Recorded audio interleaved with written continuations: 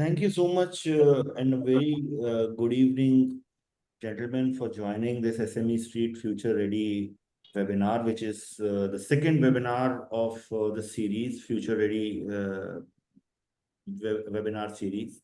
The idea behind this kind of initiative to run a series of webinars on various aspects of MSME issues is basically about bringing experts towards the MSME issues and discuss, and we can explore avenues of coming ahead of the kind of challenges that we are facing.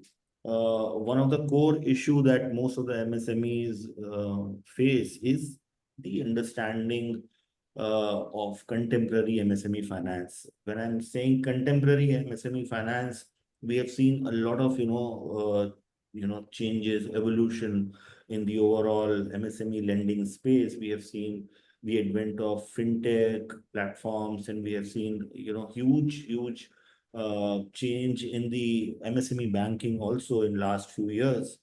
And also, if we actually look at the global cues, we see a great opportunity ahead.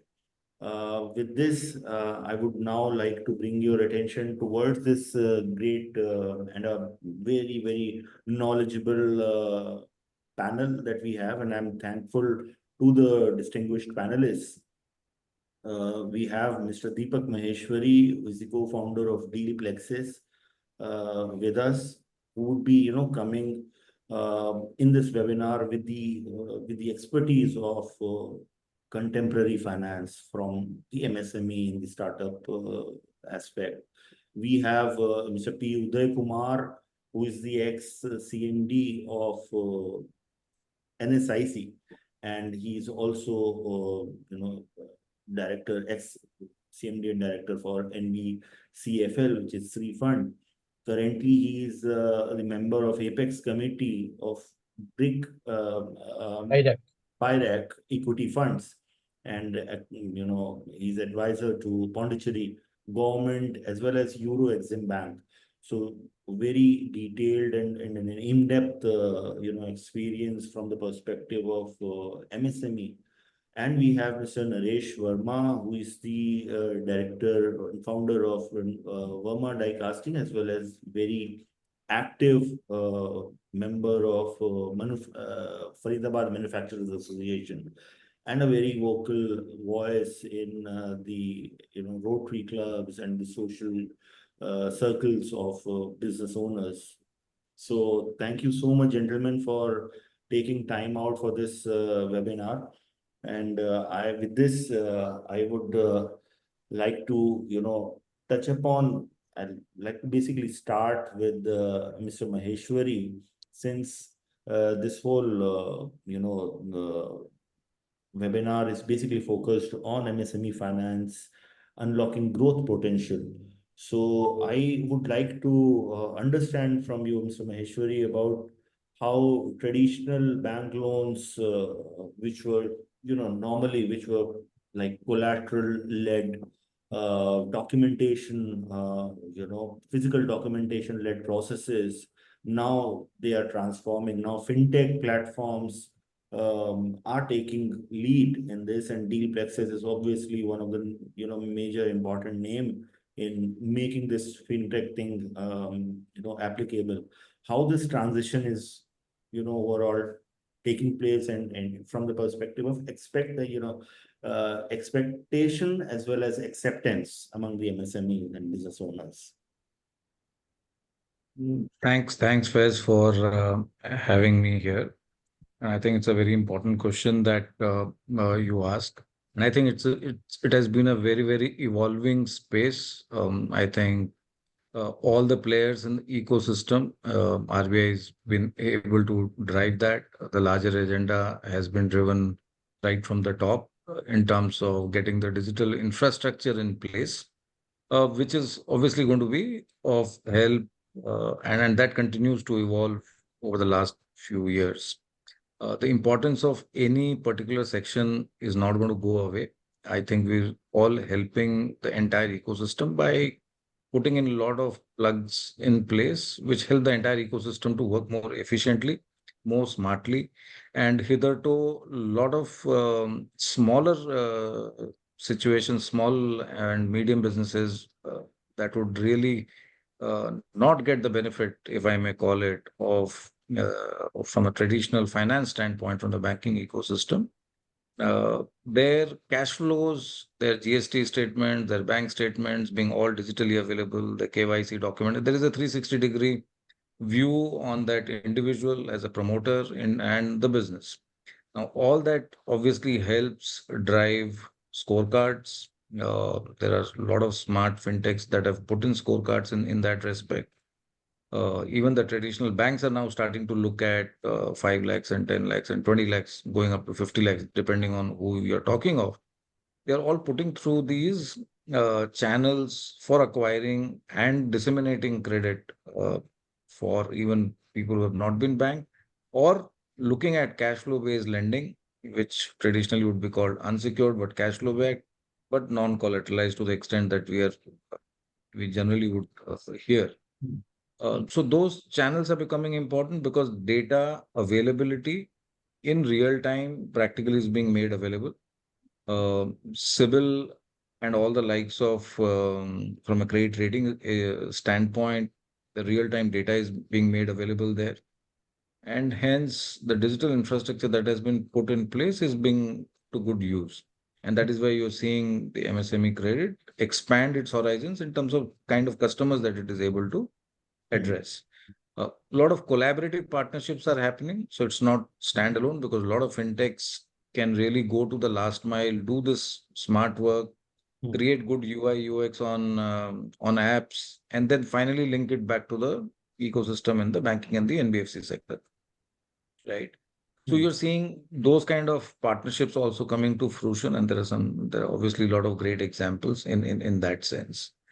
The second thing that if you look at the a little larger curve beyond going the sub 50 lakh loans and talking of higher ticket size, what has also happened in over the course of the last few years is alternate investment funds have come into play. You were used to hearing about them more on the equity side over the last decade. But if you look at the last 3, 4 years in particular, uh, those performing credit funds, there have been enough stressed credit funds that have come into the market, but a lot of performing credit funds have come in, which are addressing situations for SMEs, answering for growth oriented situations, not necessarily collateralized in the pure traditional way of the equation, but obviously managing risk. So nobody is obviously going to leave the risk equation part. But how do you see cash flows? How do you see security in a little different way in a controlled environment? But you're able to look at the growth debt options. These will be priced a little higher, but I always look at them from a situation standpoint as long as you're making your return on equity, which is far more significant. So it is marginal cost of capital that helps drive far more value on the equity front, and hence people are accepting these forms of credit. So this is now going beyond the banking and the NBFC environment, but really solving for satiating the need of the growth side of the equation. So performing credit funds are becoming par for the course. I would just add one more point before I stop. Uh, Largely performing credit funds, as I've seen over time, obviously there has been an evolution, but a lot of them are focusing on 40, 50 crore and plus kind of ticket sizes, trying to cater to the larger side of it. There is a sweet spot on the SME side, which is absolutely, which needs to be addressed. There are a few funds that have come in, which are addressing for 5 crore, 10 crore, 15 crore, 20 crore kind of needs, which is where the medium businesses start to play and really make a role. I would, if you get time, I'll talk about a couple of offerings now from our side as well in that segment, why and how we think about a few things in that direction. So overall, very happy with the way the landscape is continuously evolving. And there are multiple ways in terms of how solution-oriented approach is being taken.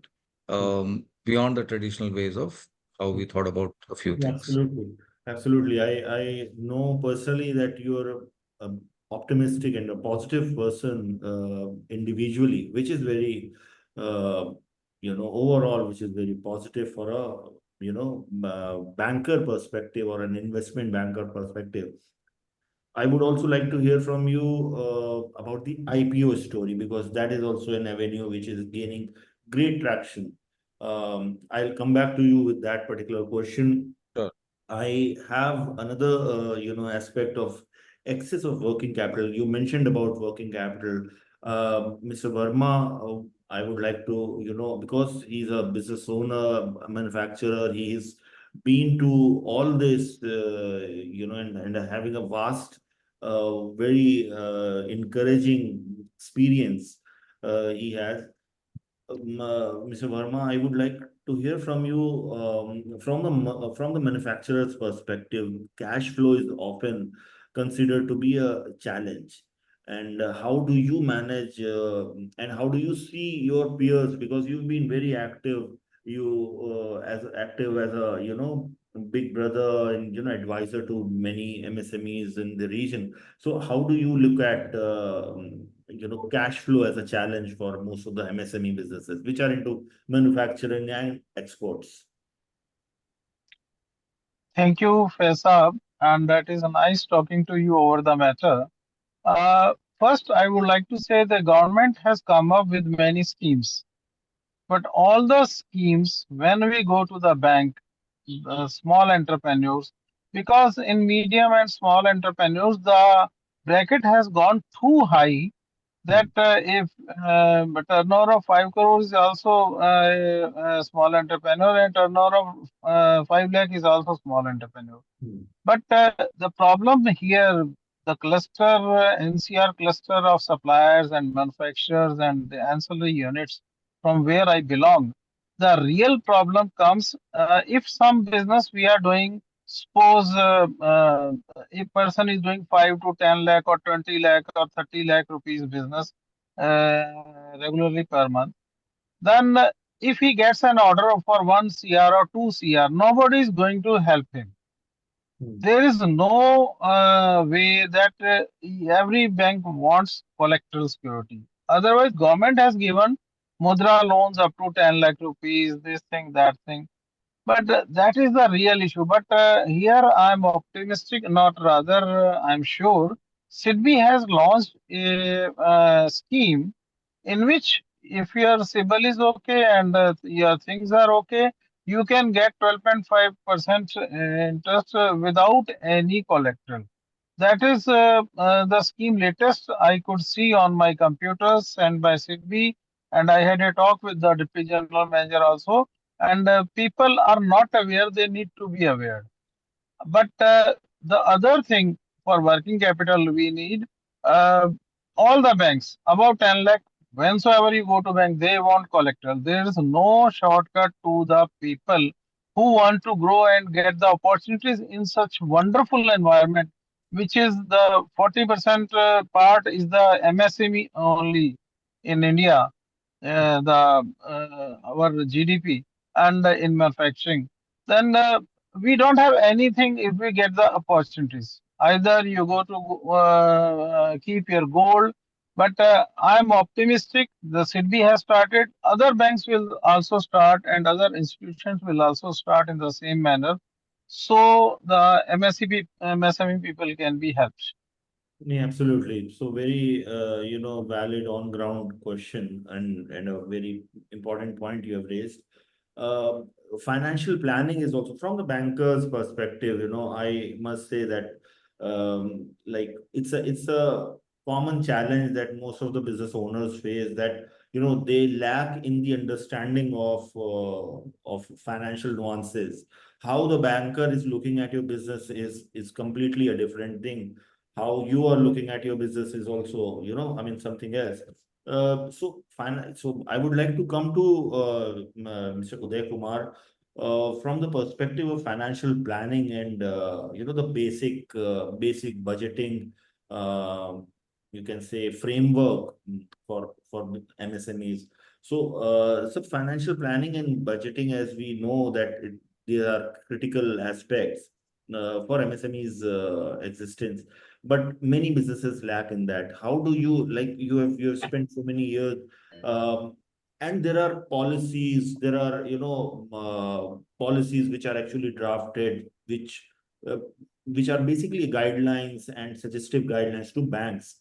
But where do you see the gap exist, like financial planning of a business owner and the policy execution at the bank level? So, what exactly is your observation in that front? What do you suggest any MSME owner to consider these financial planning and budgeting part carefully moving forward? Uh, Thank you, Faiz, and good evening, my co-panelist. Uh, in fact, having traveled in the MSME ecosystem for about almost 12 years, like wherein I was a part of some of the policy initiatives, I was part of many, acts and guidelines preparations. But again, in fact, I want to touch upon this financial fintech ecosystem, which we just started with Mr. Mageshwari. See, in fact, I was just reading some of the statistics from G20 report as well as from one of the OECD report. I think it is for the benefit of all of us and also for the viewers. It is appropriate that I think we should also be mindful of where India is standing. See, the total, this credit requirement, credit gap for the MSME globally, it is estimated to be about, $2.6 trillion. See, this issue is not pertains only to India. I think if you look at the statistics of almost 50 countries which participated in the OECD, survey, it is more or less the same. But again, only the countries who have made kind of radical changes, like out of the box financial mechanisms, marketing mechanisms, are able to show excellent results for the the MSME sector. And if you see even the G20 alone, the credit gap is about 1.3 trillion dollars. So, and of course in India, in fact, the statistics I used to speak even during my tenure as well as even later on. I think we still talk about 600 billion dollars as a credit gap, and that world over there are more than 245 million units who are completely underserved or unserved in terms of finances. So that means India is not an exceptional country when you talk about financial gap or financial intervention. So another thing which I will also like to point out is yes, Ministry of MSME has been coming out with various policy decisions, supporting mechanisms, grants, subsidies, and some of the out of box ideas like the SRA fund and all this. But again, what happens is, where are the resources? And even when you talk about the fintech, in fact, it is also surprising to see India is the third largest in terms of fintech agencies. In 2024, we have about 10 fintechs, and like we are only third, after USA, which is 31,500, and UK about 12,500. So, and this China has got about only 3,600 fintechs. But the disturbing thing is when you really see how much is the credit penetration in India, we are only 14%, whereas in USA it is 50%. In China, it is 37%. So that means with 3,600 fintech platforms, that means what is very clear is, in fact, I also went through another report, the credit flow from government agencies, banks, and also the AIFs are very significant in China. So that means where we are lacking actually. In India, the resources are more or less the same. The resources from the banks, or resources from the government, or resources from the state agencies are more or less the same, except marginally they increase year after year in the budget actually. But what is really required is actually, see, government cannot print money. Government cannot, go for allocating the entire resources for the MSME sector. So what is happening in India? What I am observing is actually like after dealing with so many MSMEs, the potential areas like private equity funds Hmm. or IPOs or the SME, listings, they are completely underutilized as per India's concern. Because what is happening is actually like India, the government cannot go on printing currencies and give it to MSME sector. So like India is one of the largest. In fact, if you see, even including the traders and service agencies, it's about more than, I would say, like around 80 million is a number today. In fact, after this amendment during the COVID times when the MSME policy was amended. So, and again, if you see that 95% are basically micros, and all said and done, like when you talk about fintech or even, interventions or digital interventions, whatever we say, finally, like the 95% of the guys who are basically one man show in the MSME, how do you expect them to, onboard into the fintech platforms or the digital mechanism and, like, and manage the thing? So there is a lot of, there's a gap, there is a mismatch. One side we have so 10,000 fintechs, and but at the same time, your penetration is only 14%. So that means what is my personal thing is we need to tap the IPOs, and we need to tap the valuation of the MSMEs who are already functioning, who are actually doing well, and of course the private equity funds who can bring in a lot of AIFs. And I think these are the feeding sources. If someone can think of, like a radical changes in the thing, I would even go to one more extent actually. Like I'll come to the budgeting actually. Like in fact, I would even say that government should think totally radically now. Although I was part of that, but of course, I have my own comments without mincing words. I can say that I think we need to completely, like, radically change the policies. Why not actually like the MSME who goes for IPO or goes for private funding from PEs? Why not you give them separate procurement quotas? Why not you give them a little of interest subvention? So otherwise, what happens is everybody looks for banks, they cannot change your mindset. So you cannot, so that means we need to incentivize the guys who are going for alternate finances, who are going for IPOs, who are going for investment from private equity funds, who want to unlock this valuation. I think that is what. And the second is like when you talk about budgeting from the ministry point of view, like even if you see, ministry cannot do anything radically different because you can only get some marginal incremental increase in the budgeting, and maybe they can tinker around one or two, like schemes and come out with something called ramp, or they can come out with one or two private equity funds. So that means it is up to the MSME individual, like MSMEs who are actually running the show. They need to identify the possible, ways of getting some direct or indirect support. And of course, when you talk about budgeting, most of MSME, especially the 95 micros, they don't even think about budgeting. The budgeting is in their mobile or in their pocket. How many of the guys actually plan budgeting for this thing? Very few people, they otherwise they are don't take decisions are taken on a impulse basis. Decisions are taken based on their hunch because they don't like to discuss this in the the budgeting aspects with even with their auditors.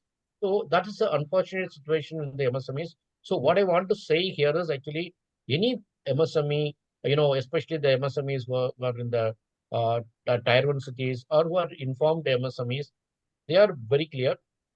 They consult people, they consult experts like Ms. Mageshwari or some other people. In fact, if people do talk to me also, like when we talk to them, because sometimes it does be very like very disturbing to understand how these people work. Their budgeting and financing. So I'm in fact now I'm passionate with MSME. So I do talk to a lot of MSMEs. I do understand. I just help them even on a pro bono basis, like how to plan a budget. So budgeting is a kind of a buzzword for MSMEs. I think government has to do a lot of kind of like mentoring kind of advisors. There are so many government offices. People have to be educated on what is the need for budgeting. MSMEs have to be educated on tapping the alternate finance sources. So these are my views. In fact, I would like to say that we need to be very radically change our approach and the policies, especially the government machinery is functioning. Very important, very critical, and very important, statement you have made, Mr. Regamar. Yes, so I was just about to touch upon, the aspect of IPO-led funding as an opportunity, to Mr. Maheshwari, and but also I would like to understand, what kind of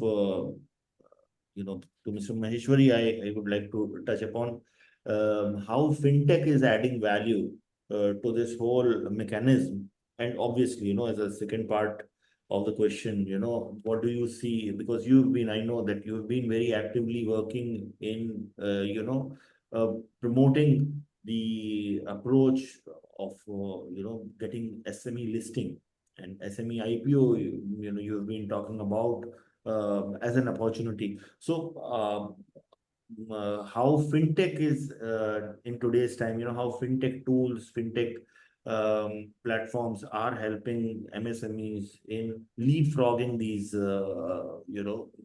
avenues. So I'll take the question in two parts, Faiz. So one, we'll talk about, I did touch upon the fintech part of it earlier, but I think some of the important ones that like Nareshji was saying about the SIDBI scheme specifically, right? So these are the kind of schemes that will help. Secondly, now there are discounting platforms both in the private domain as well as those have been structured and guided under the RBI guidelines with their blessing. So there are now those have moved at level one. There is significant movement that has happened in bill discounting and under that umbrella. But now it is moving towards level two, level three. Very recently, I was speaking to one of the largest bill discounting companies. Their founder, I was talking to. So they have moved very significant volume in terms of how they've been able to move at least at level one vendors from a discounting standpoint. And now conversation has already moved to level two, which is where some of the other NBFCs are coming in, and level two vendors will also get addressed in terms of bill discounting. So I think it has been a process, great first steps taken, great volumes at level one, and now it is getting percolated to level two, level three. It will start to solve for a lot of these regular working capital needs. But Nareshji spoke about a very pertinent point when orders come in specifically. So one example right now, this is Diwali time. You will a lot of people selling on Amazon and Flipkart, big $1 billion days. Now you have to have 45, 60 day of spike getting managed. Now where do you get? And that is a real challenge to be solved for. Solutions need to be there. And I'll touch upon one specific solution that we are going to be talking of from a larger set standpoint. But what Nareshji was specifically saying, and Udayji said very clearly, that 95% of the category under MSME fall under the micro category, right? So if you have to impact a larger level of people, then the solution will have to be dramatically different, and obviously we have to address that part.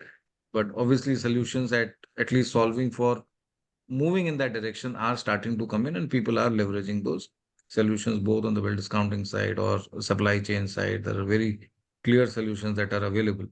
Today, solutions are also available for financing your inventory on the purchase side as well. There are solutions that have come up. There are nice companies that are private equity funded, which are doing both the things, helping you purchase as well as and then financing as well. So they're putting together solutions which are both combined, and this is across commodities, if I may call it, in terms of purchases. So there are at least 3 4 large private equity backed companies that are available today in the market who are doing a wonderful job, and they have just come up over the last 5 6 years but have been able to plug that. Before I go to the IPO piece, I wanted to touch upon one important aspect, which is what I left as part of my first conversation, was that we ourselves, having looked at this particular gap that I was talking about, performing credit specifically, that all performing credit funds are targeting people with 40 crore, 50 crore kind of ticket sizes. And hence there is a big vacuum that's got left in the if I may call it, the real SME space, where 5 crore to 20 crores is a great number to really look at. Udayji, Nareshji, you'll be happy to know that we've just taken a SEBI approval for $100 million fund very recently, that has come in 45, 60 days back. We are in the midst of now closing the anchor related conversation there. And the focus there is going to be on growth debt, which is really to solve for spikes, solve for working capital needs, which are not necessarily going to be collateralized the way traditional banks would do, because that part would have already been taken care of. We will be doing ticket sizes close to 15 to 20 crores. So that will be a sweet spot. And we've got two very interesting gentlemen on the as partners in the fund beyond us. One of them has been a career banker, was instrumental in building Axis corporate banking over 15 odd years. Was part of the management team. He was MD of a large bank where SME 20,000 crore book was built. So he's stepped down. He's one of our partners, and the other partner was running a debt fund till very recently. Very has done a lot of operating roles. So it's an interesting play that we are setting up. And Udayji, to also touch upon and build the SME IPO related conversation, what we are also doing over here is the plan is to do this as a 75-25. So 75% of fund will be allocated towards debt and will address for all the growth needs. And then people who are transitioning towards SME IPO, where we will obviously be meeting them and seeing them. In those, we should be able to take equity warrants, pre-IPO equity, and anchor equity. So it will become a great hybrid solution so that we can solve for their debt needs before they go to an IPO. And then while they're going to an IPO, if they're doing well, then we'll be able to participate in the IPO equity kind of situation as well. So it'll be, this is one of its kind fund that has got the approval and with the kind of people that I just talked with. So we're beginning to get this out in the market. We should be ready to start funding from December. So it's an interesting track. And now addressing the SME IPO specifically, obviously, we have heard variety of examples and headlines get made in terms of number of subscription, number of times that issues have got subscribed, or the Yama kind of example that really got everybody noticing from Delhi, the two agency related stuff.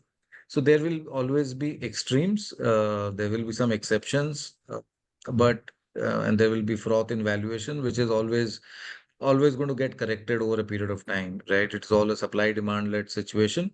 But what I'm happy to see, given that the time that I've spent in the industry on this side of the town, what did not happen till probably 2021 in a 10-year period in the SMEs IPO segment has happened. More than that has happened in the last 2, 3 years. Exactly. And the pace has only grown. The kind of investors that we see today is very widespread. There is a lot of second generation which is interested.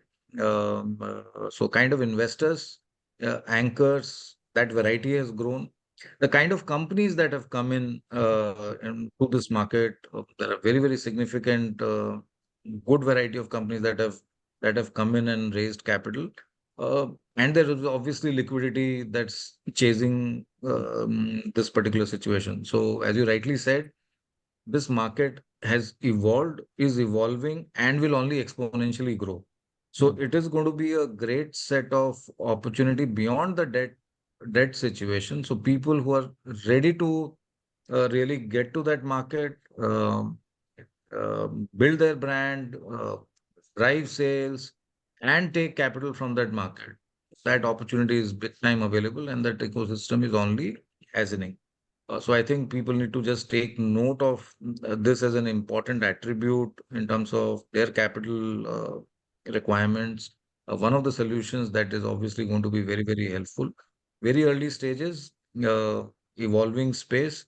There are SEBI is already seeing the froth and everything else. They've tightened a few things so that there are no retail investors don't get their hands burnt.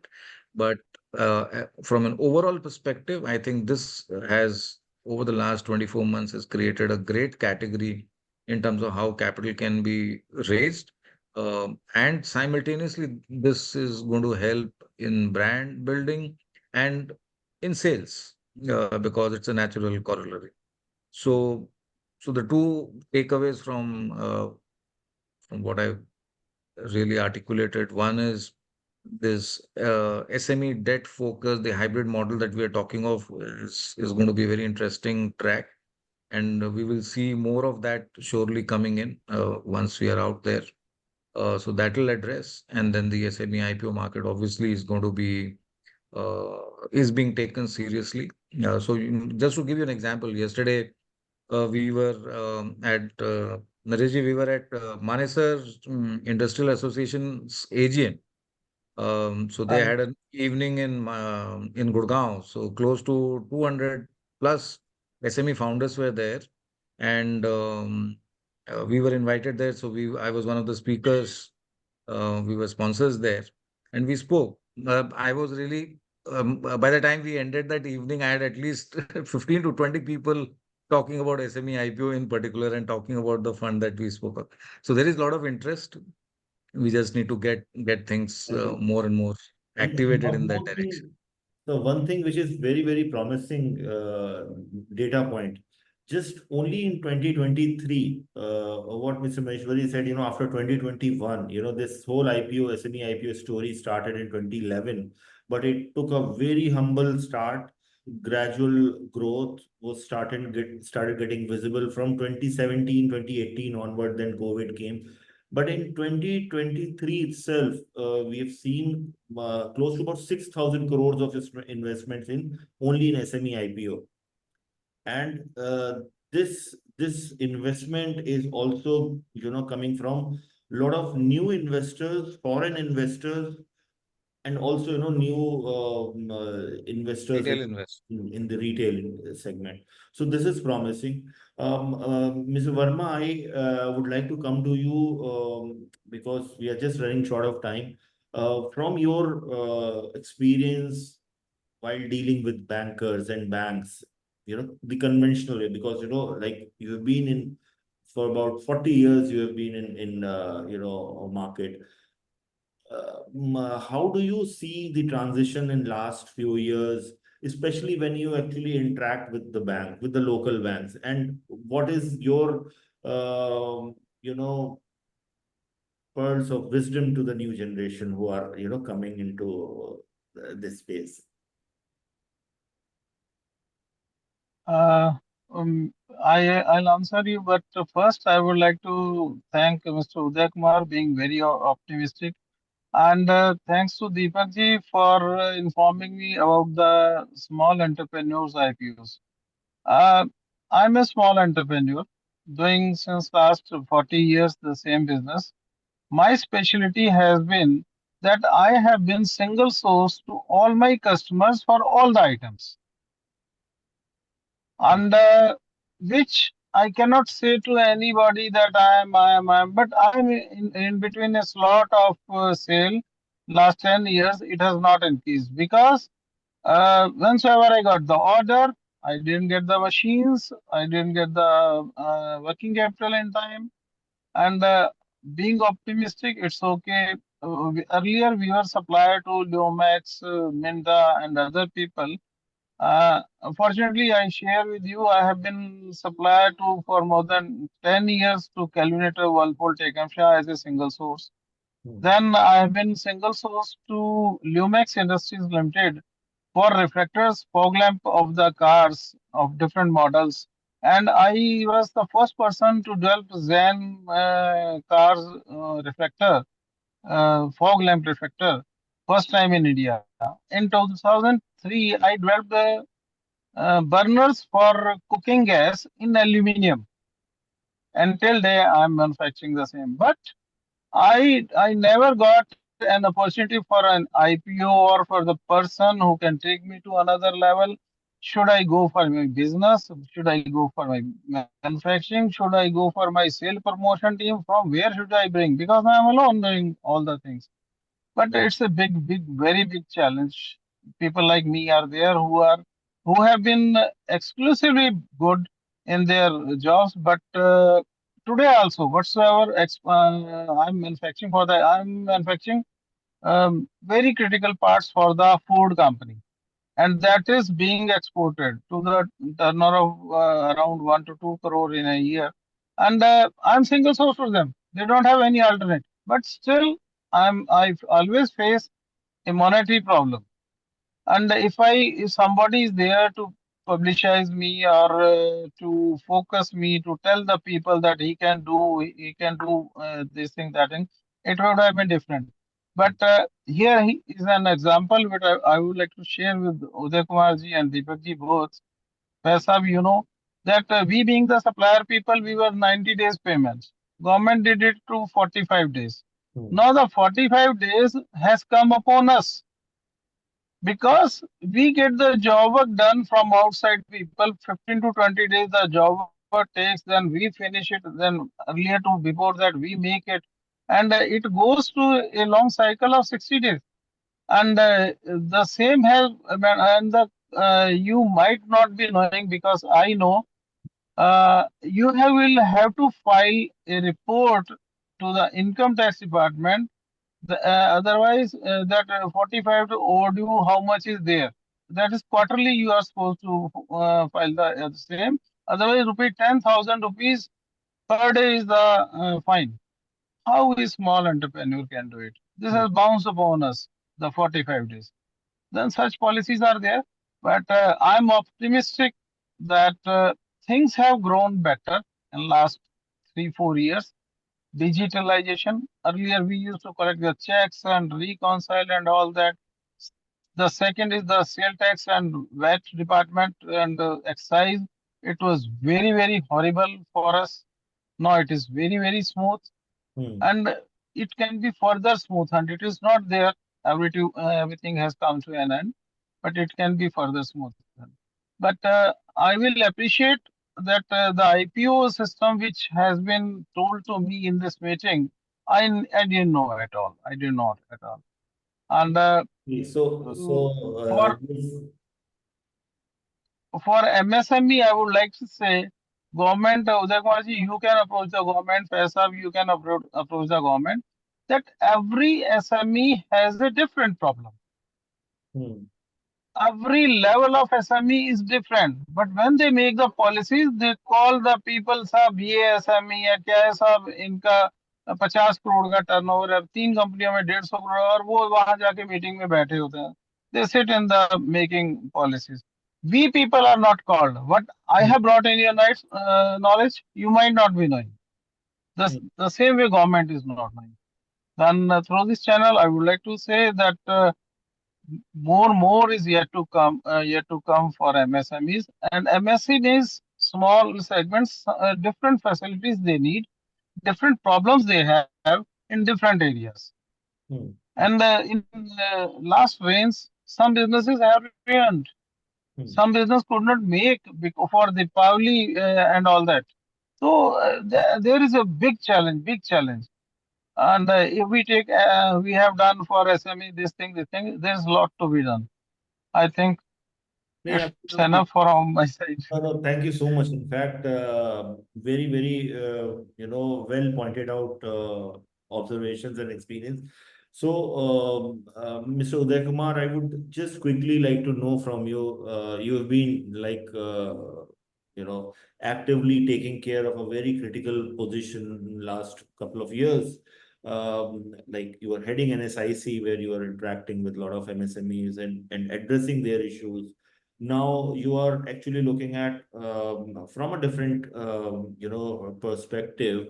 Like you have been traveling also to some of the African countries and participating in forums which are actually MSME led. So public private partnership is something which everybody talks about. So what is the like suggestion that you would like to make, or if this public private partnership can play an important role in ensuring proper execution of such policies for the MSME development?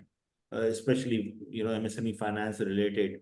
So what are your suggestions in that direction? Then we will conclude this webinar. Yeah, I think if we look at it, of course, Mr. Nareshi also, like put up the problems which are not unique for all the MSMEs. Because see, again, this will take another couple of sessions to explain like what kind of MSMEs and what kind of a problem they are facing actually. In fact, Mr. Deepak also was mentioning about digitalization. See, basically, government does not have money beyond this level. They can do only marginal announcements, like I think, opening some 24 new city branches, the budget, then threshold limit of trucks is reduced to 250 crore. Really, this kind of marginal announcements only government can do it. What is very important is when you talk about, let me confine my discussion only for the PPP. So when you talk about PPP,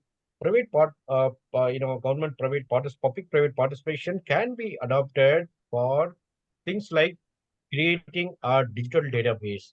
SRI fund is a classic example of public-private participation because only 10,000 crores mother fund is coming. The balance 40,000 crore is coming from the private equity industries. That is how government should do it. If you ask me, like I think I was also reading somewhere. China has about around 3,000 credit guarantee funds for different states, different provinces, and different sectors, different products. Why not we also do it? Because bring credit guarantee trust under PPP mode. Like you also tell the public sector banks to create every bank. Why every bank cannot create a credit guarantee trust and monitor it actually like which government should have only oversight mechanism. It is a duty of Ministry of MSME. They have to look at the best practices available in the other countries. Like, in fact, I was also going through the OECD report. They've taken a study from 50 countries, mostly all developed countries, like high income countries. But unfortunately, like, India did not participate. I mean, it's really like shocking to see. I was just trying to find out where is India. India has not participated in the OECD survey, which was basically the basis for G20 deliberations. So unless our people, ministry or government officials participate in like global forums and understand what are the best practices available, so we will not be able to make a radical change. So what is important is when you talk about PPP, we can only create a PPP mode infrastructure, digital infrastructures, like data houses. We can create private equity funds. Why only one SRI fund? I think government should create as many SRI funds as possible, sector wise, state wise, product wise. So I think I would, in fact, actually, like since I'm not in the government, I think I'll be free to express. See, government also see like what are the we need to come out of some other like old patterns of thought, like what is it, the Spurti fund? What is that actually? Okay, fine, you do it only for some tier three and village level companies. Why you're extending it to like companies in tier one cities and urban areas? See, and again, like there is also something called SCST fund, which is about almost 800 crores have been used in the last almost 6 or 7 years. So all used only for kind of for expenditures, basically for overheads and organizing awareness programs and all this. Why not you create a credit trust with that fund, and why not you create a equity fund, mother fund and daughter funds from that? So your government should enable the ministry to come out with the mechanisms so that like they come out with the PPP mode mechanisms which will multiply the resources of government. Suppose 10,000 crore government gives, and it should become 50,000 crores. So that should multiply. And when they exit with the 3x, 4x, then again that should be again flown back into the system. So this we need to have a very radical, innovative pace of digital mechanisms as well as fund creation mechanisms through PPP mode. That is what actually I foresee. I hope I think ministry and the Absolutely. government wakes up Absolutely. and does something very drastically. And I would even say one step: anybody who's going for IPO, anybody going for private equity funds should be incentivized by giving some interest subvention in their working capital loan, or maybe even giving a specific quota like 25% procurement target. Why not you give them some another 5%, so that you motivate the people to go for alternate finance mechanisms. Absolutely. Very, very, forward-looking, approach that you have suggested. We will definitely, make a synopsis of this, conversation and publish it. So once again, thank you so much for giving time. And although, this is a very critical subject, and we all of us are so content rich, but we will have, more such webinars in this series lined up. And what we have, like at SME Street, what we have, also started recently is we understood, and while, dealing with so many, SMEs, MSMEs in last many years, we found that a lot of hand holding, a lot of support is required for MSMEs. Like Mr. Verma mentioned, that every MSME has a different battleground. Uh, every SME is actually different. They deal with different challenges, different things. So what we have done is, we have created a kind of a membership for SMEs, which will help them in a holistic growth, in achieving holistic growth. And that is basically, tailor made, that covers their engagement with their respective market, that covers how they should actually manage finance, they how they should actually get best environment for their business network. So there is a kind of membership that we are offering for MSMEs, and we through that we would like to work with MSMEs in their growth journey. So thank you so much once again, Mr. Vijayakumar, Mr. Maheshwari, and Mr. Verma. You've been so helpful always for participating and supporting SME Street activities. And I definitely look for your continued support in the future as well. Thank you so much. Thank you, thank you. We also Thanks. Thank enjoyed it, you. and it Thank was you. wonderful Thank knowledge from Deepak ji and Uday Kumar ji. Thank you very much. Thank you. Thank you. Thank We'll be in you. touch. Thank Thank you, you. everyone. Bye-bye. Look